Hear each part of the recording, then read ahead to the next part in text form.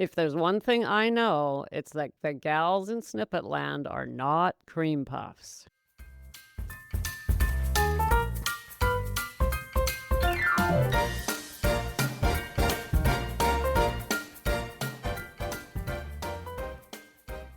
Welcome to Sobriety Snippets for Women Over 40, where we elevate that mindset to trade hangovers for higher consciousness. And we do it one snippet, one stroll, one message, one touch point at a time. And one day at a time. I'm Becca Jacobson. Welcome to Snippet Land. If you're a woman over 40 who's got everything together except the alcohol, you are in the right place. Well, the truth is, you might not have everything together. After all, alcohol does damage in different areas, doesn't it? But you are capable, and you're definitely not a cream puff. Today, we're going to talk about that and what it takes to build the best alcohol-free chapter of your life, meaning this one, the one that happens after you're 40, 50, 60, 70. What does it take?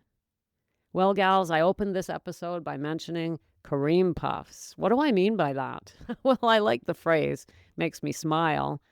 But what I mean by it is that you are a tough cookie. Love that metaphor too. Are you a cream puff or a cookie? You are a tough cookie. The gals that I meet, you, the women who come into this ecosystem, Snippet Land, I hear from you. I get to know you. You do things like the Sacred Mirror. You come to my events. You respond to my emails. And I know that you are survivors. You're not only survivors, but you stretch yourselves. As we mentioned on Monday, you've built careers. You've built the family you want, the partner, the relationships, the profession, the education. You've built all that. That's not something that a cream puff does. That's something that a woman does who's building the best life that she possibly can. And the same is true in the realm of alcohol, except, now I knew you knew there was an except coming, right? The big but. But, however, oh no, not that, yes, however, here's what I see. Strong women showing up, tackling the most difficult things in life. And I don't mean the relationships or the education. I'm talking about women who've survived trauma, maybe came out of a difficult relationship, maybe your childhood wasn't ideal. You have stuff in your past that you have survived. That means you are a tough cookie. And I hear stories. I hear about the survival. It doesn't have to be heavy-duty trauma. It is so easy to injure a child with one thoughtless remark, and a child can be damaged for decades. We see this when we revisit our stories from the past, and we realize that, one of our parents may have just been tired one day and snapped at us, and it was a moment we never forgot. Never. And they don't even remember saying it.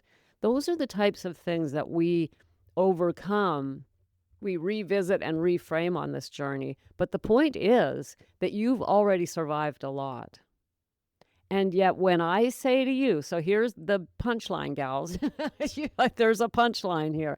When I say to you that choosing to live this alcohol-free life requires us to be willing to take uncomfortable action, many of you shrink. You suddenly turn into a cream puff.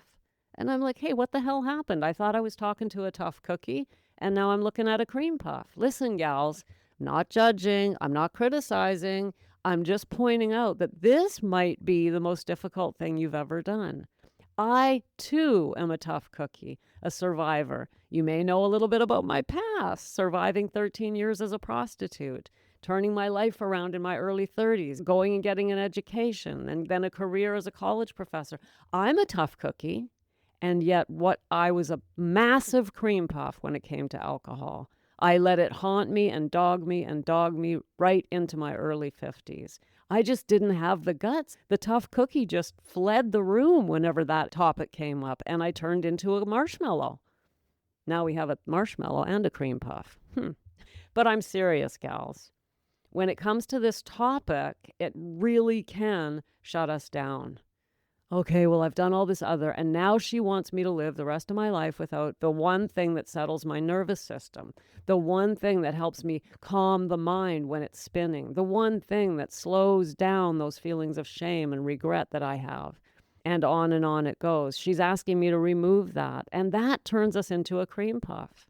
But today, I want to remind you that you are not a cream puff. You are a tough cookie. And that means that you are capable. And here's the funny thing. Hold on. Let's just back this up. Notice I didn't say you have to survive some huge new traumatic event. What did I say?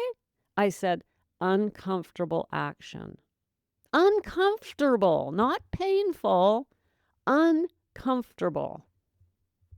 And I don't lie about that. The beginning of sobriety, when you've been using alcohol as a crutch, is uncomfortable. But it is not desperately painful. It does not compare to a traumatic relationship, living with a narcissistic partner, or whatever your story might be. It doesn't compare to that, but we build it up in our minds until we just slowly turn into a cream puff. Uncomfortable action. That's it.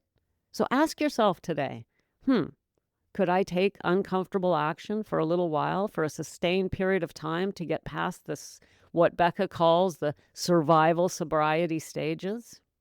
That's the first stage of sobriety. I call it survival sobriety. Why? Because we're not really growing yet. We're just getting used to not drinking. We're learning how to settle the nervous system because that's what alcohol does for us. So we have to train it. We're reframing our thoughts. We're learning how to not allow our thoughts to scare us half to death. We're naming that voice of alcohol, recognizing who it is. These are the foundational strategies I teach women.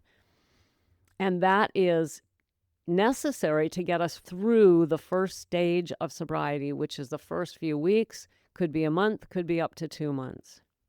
And so, seriously, okay, so you might have to be uncomfortable for the first few weeks, month, maybe even 2 months. Rarely does it take 2 months, not if you're serious about this and not if you're willing, not if you're undertaking the actions that are prescribed. And I prescribe them. It's like, here's how you do the voice of alcohol. Here's what to do with your nervous system. Here's how to connect with others so that you're not standing there alone being attacked by your own body and mind and heart. And that's what alcohol feels like. Feels like you're under attack. You stand there alone on a battlefield with alcohol on one side and you on the other, and you're going to lose every time. You need others standing on your side, and that's what we do in communities such as the Fresh Start community or Perspectives, which are two of my most powerful programs. But what you need to understand today, gals, is that all it requires is a willingness to take some uncomfortable action. And what the beautiful thing about this is, when you do it properly, you're not even doing it alone. You're standing there with other women who are also feeling uncomfortable. And me, who knows what it feels like to be uncomfortable and pass through that phase. That gives us courage. That turns us back into a tough cookie. The one who's already survived so much in life. I'm there to remind you, you're not a cream puff. You can do this. I get that you're feeling uncomfortable today. I get that it was a hard day and you came home and 5 o'clock hit and the voice of alcohol woke up and you felt anxious and the nervous system was in fight or flight. I get it. But I know that you can be a tough cookie in those moments. Take the actions you've been given, the strategies you've been given, the simple ways to overcome those moments and pass through them to see the light of another alcohol-free day. You are not a cream puff. Frankly, I don't even allow cream puffs in Snippet Land. So if you are, I don't know how you slipped in through the back door, my dear, but you know where the exit is. Did I just ask some of you to leave? Oh no, what am I doing? No, I actually didn't, because the truth is there are no cream puffs in Snippet Land. I know because I've met enough of you, and I know the type of woman who shows up here and keeps coming back here. She ain't no cream puff, baby. I'm starting to have a lot of fun with this. But seriously, gals, that's today's message. Choosing to build an alcohol-free life is not a painful experience. It's simply uncomfortable. So today's question for you, please pull out your journal, piece of paper, napkin, whatever, and write for a few minutes on the idea, can I be uncomfortable? Especially if I'm taught how to be uncomfortable, because that's what I do. That's exactly what I've built here for women. Here's how to be uncomfortable and not have it be painful, but just uncomfortable, and how to pass through it with as much ease and grace as humanly possible. That's what I teach. So calling all cookies, no cream puffs allowed, all tough cookies, today is the perfect day to decide I am not a cream puff. Why? Because it's the 17th of June, Wednesday, and today is day one of a free 5-day event I'm doing called My Sober Summer. I did this event last July. This year we're doing it in June. It was amazing. It changed women's lives. It was the beginning of an alcohol-free life for many women. Come and join us, gals. It's time to understand what it feels like to take that uncomfortable action with the proper support so that it doesn't even feel uncomfortable. Most of this is just built up in our own minds. You'll find the link in the show notes. Tap it. Let me know you're coming. It's completely free. We're meeting every evening, 7 p.m. Eastern. That's 4 Pacific, 5 Mountain, 6 Central. That's starting today, gals. Wednesday, June 17th, going right through till Sunday. Those 5 days will change not only your summer, but if you want to, your life. So go to the show notes and tap the link. And if you're one of those gals who has a hard time with show notes, just shoot me an email at Becca@BeccaJacobson.com. That's Becca@BeccaJacobson.com, and I'll get you signed up. I'll see you there. Thanks for popping in. Be sure to come back next time so I can keep your head on straight. Sending you buckets of love.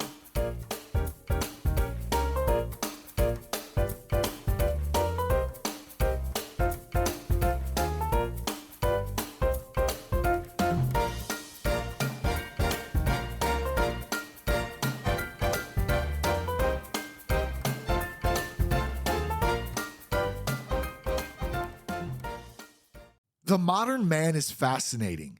He has a standing desk. He takes creatine. He listens to podcasts at 2 times the speed.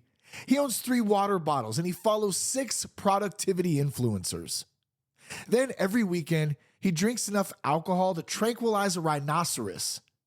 If any of this sounds familiar, I'm Shane Raymer, host of That Sober Guy podcast.